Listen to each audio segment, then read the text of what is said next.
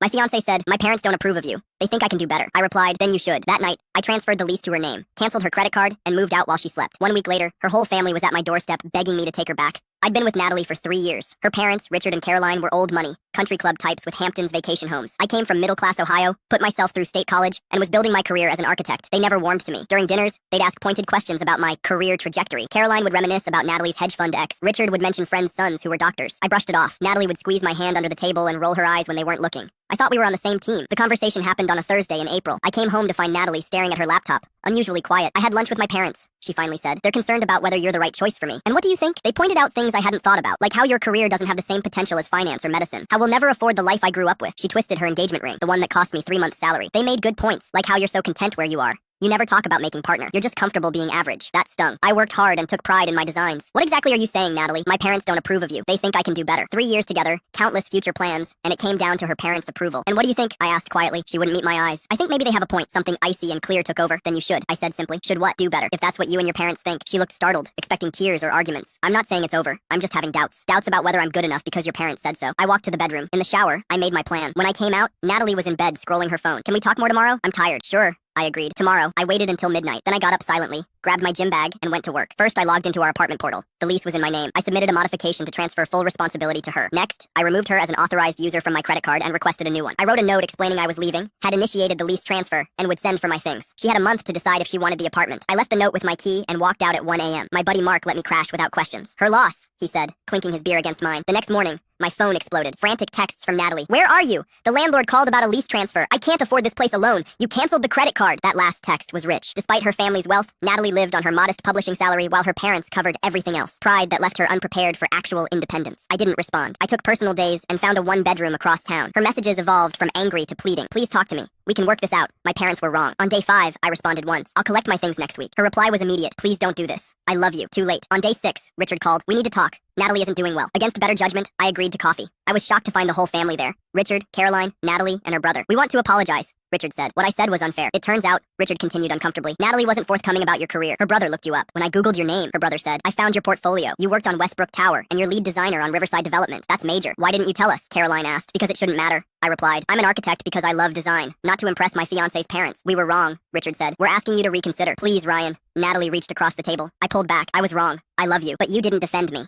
I said quietly. When they said I wasn't good enough, you agreed. I was confused. Scared. And now you're scared of paying rent alone. She flinched. You didn't contact me until you realized I'd transferred the lease. I don't want to be needed. I want to be chosen. And you chose your parents' approval over me. People make mistakes, Caroline said. Surely that deserves forgiveness. I looked at them all, this family closing ranks to fix their problem. I walked out, ignoring her calls behind me.